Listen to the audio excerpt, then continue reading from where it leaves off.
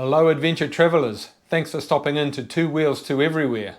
Coming to you from Auckland, New Zealand, unlike last week where the sun was belting down, it's a drizzly and overcast day, so what better day to do a review of the gear that I'm going to be wearing while I'm riding the bike. It's 104 days till launch day, so time is ticking.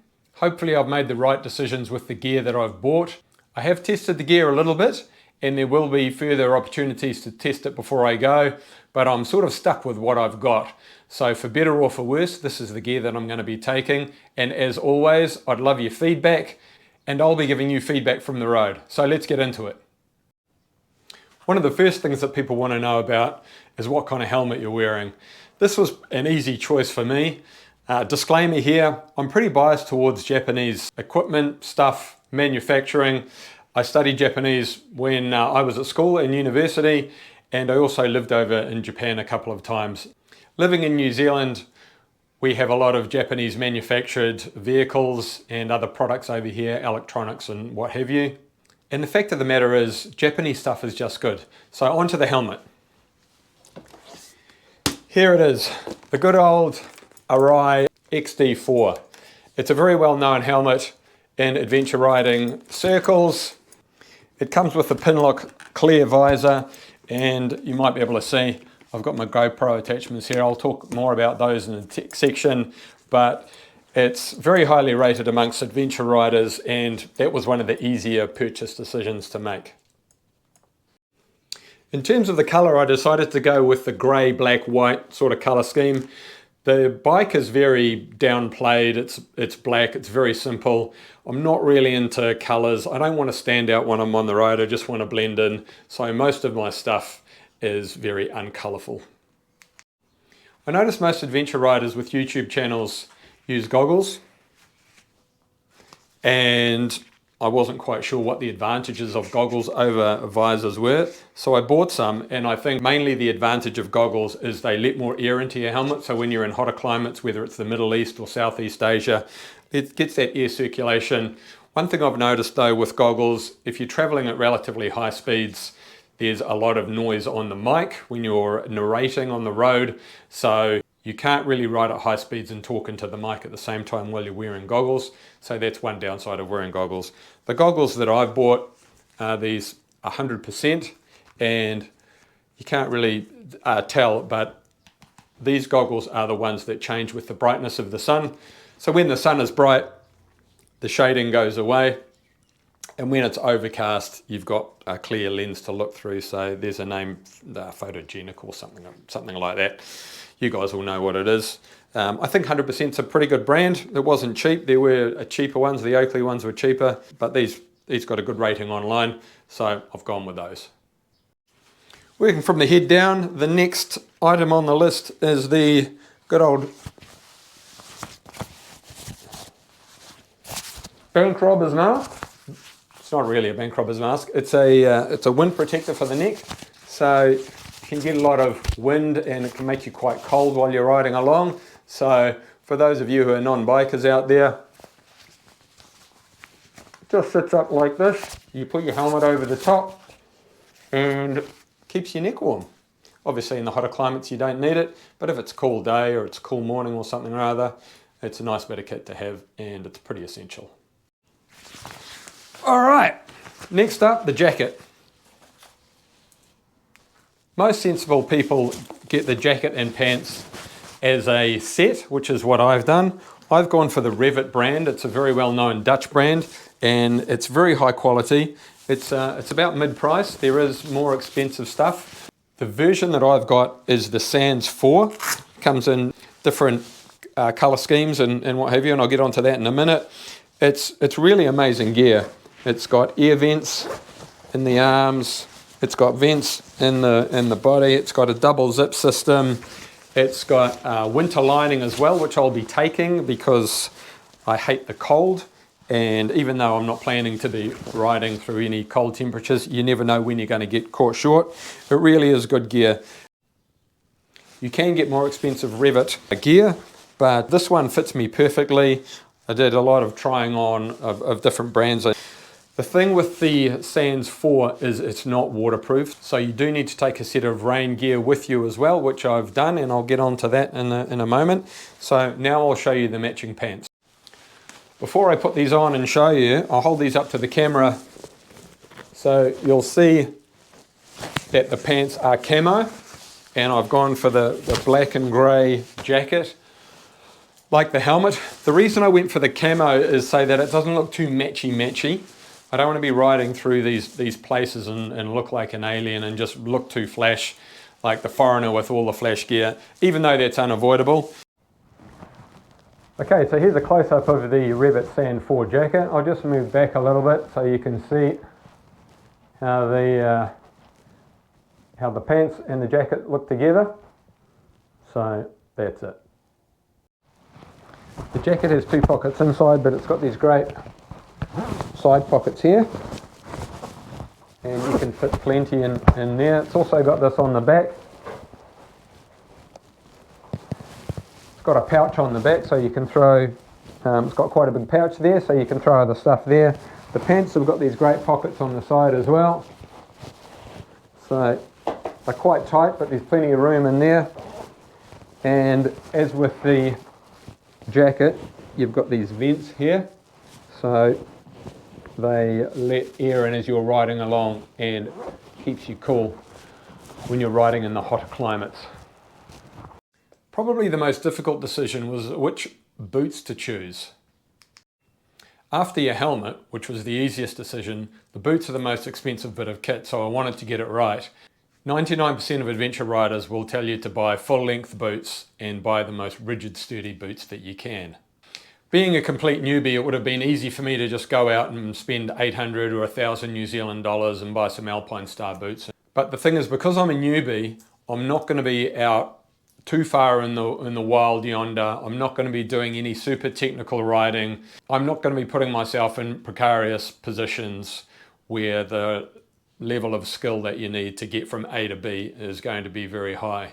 The other consideration was, this is the footwear that I'm going to be wearing for most of the 18 months, whether I'm on or off the bike. I'll be putting them on first thing in the morning, and I probably won't be taking them off until the late afternoon, and I'll be wearing them off the bike in between. The problem with full-length adventure boots is they're very stiff, and they're made that way to protect your ankle and to stop your leg going to funny angles if you put your leg out when you're unsteady on the bike, and that's great. But as I just said, I'm not going to be putting myself, or I'm not going to be riding in those conditions.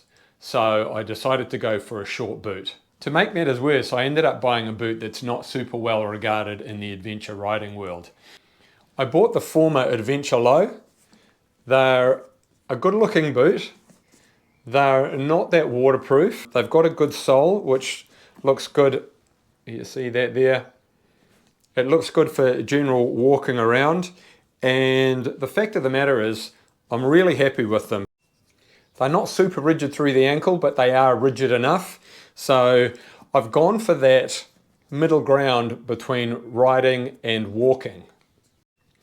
I know adventure riders that have ridden hundreds of thousands of kilometers in hiking boots, and they swear by them. Now, I probably wouldn't go that far, but I think that's a good middle ground, and I'm really happy with them. That said, let's see how I go when I get out there and give them a real world test. I've sprayed them with that water resistant spray. They're not super waterproof, and let's just see how we go. I might live to regret it, I might not. It's all a learning experience.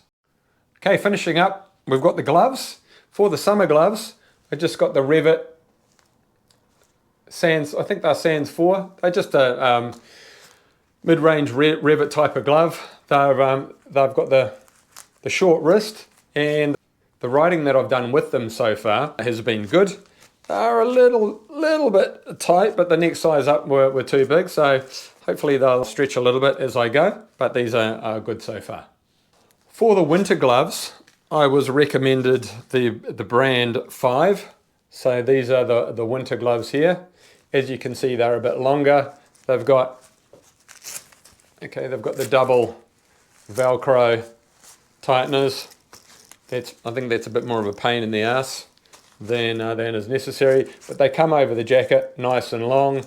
I don't know how waterproof they are. In the rain, they seem to get a little bit sodden. So once again, I've sprayed them with the water retardant spray. Let's see how that goes. I was planning to get some nice, big, thick, chunky winter gloves. Apparently that's very old school now. And also because I have heated grips, you don't want gloves to be so thick that the heat from the grips doesn't get through to your gloves. And also thicker gloves gives you slightly less control on the motorcycle. But anyway, old school winter gloves are big, thick, whether they're leather or Gore-Tex things. These winter gloves aren't as thick. They feel nice and warm. Hopefully I won't be riding in rain or cold too much. That's the goal. I want this trip to be fun and as comfortable as an adventure motorcycling trip can be. So no snow, no rain, no evening riding. Let's see how that pans out. I mentioned the inserts into the jacket and pants set. I'll just show you those. So you can see those there. They zip into the pants and they're sort of like a light quilty material. So if it does get cold out there on the bike, here's the jacket. Let's just put this on. So you zip this in, or it's got, I don't know if you can see, it's got little clips there. That goes inside the jacket and that gives you an extra level of quilting. I wasn't sure whether to include these next items just in our general clothing or in a riding clothing, but just staying on the whole staying warm theme, I've bought myself a whole set of merinos. So I've got my little merino beanie here, which I can wear inside my helmet. Got some merino socks and I've got some long johns, once again, mismatching colours. So I've got the long sleeve top and the long john pants as well. I can wear these in the sleeping bag if it gets cold at night. I really hate the cold. So between the merinos, the jacket and pant linings and the socks and the hat and everything, I should be really warm. But wait, there's more. One other thing I bought early on in the piece, which I've decided not to take because I've got to get that 45, 50 kilos down to hopefully 30, 35 kilos, is a heated vest. Yes, this is how much I hate being cold. So, these vests, for those of you that don't know, they're like a waistcoat and they zip up like this. I'll just step back a bit so you can see. And voila. But what you can't see is that they have electrical heaters in the front and in the back and even up around the neck there, and you stick your power bank in there, you stick it in the corner, you plug it in and it heats up. Now I think between the, I haven't showed you the rain gear. I'll better show you that before I go.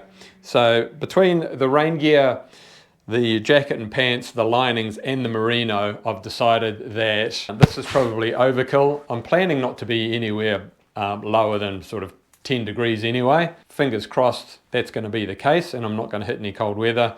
So I've decided that I really don't need this and I'm going to leave it at home. In terms of the rain gear, I went for a brand named Scott. It's pretty highly regarded and this is what it looks like. Alright, here I am in my Dayglow raincoat and I'll just move this back so you can see a bit better. So, black pants, Dayglow jacket, safety is very important. Yes, it's nerdy, but when you're in the middle of Southeast Asia and you don't know where you're going and there's thousands of vehicles around you, pays to be seen. So I went for the nice bright colours. Okay, and that's about it for the gear. So let me know what you think. Is there anything I've missed out? Give me some feedback on the choice of gear. I know I'll be getting a lot of stick for my choice of riding boots, and you may very well be right. Let's see at the end of the 18 months. Hopefully I won't have a broken leg or a broken ankle or anything like that. I'm going to be taking it pretty easy, so don't think I will be. But anyway, thanks for tuning in. If you could subscribe and like and ring the bell and all that good YouTubey stuff, that'd be much appreciated. It wasn't part of the plan, but if I can monetize this channel and make a bit of ad revenue along the way to help pay for the trip, because I am on a tight budget, that'd be awesome. But the main thing is that you guys are enjoying it, so give me your feedback. I'm trying to increase the production quality of these videos as I go along. So thanks for watching and see you next week. Next week I'm going to be doing the tech gear. There's quite a lot of it. There's laptops and drones. I won't be going right down into the weeds, mainly because I don't know a whole lot of the technical bits and pieces about how this stuff works. But I know a certain amount of you will be interested in seeing what I'm taking. So yeah, tune in for that. It'll probably be a little bit longer, probably be about close to 20 minutes, but I'm looking forward to making that for you and see you next week. Cheers.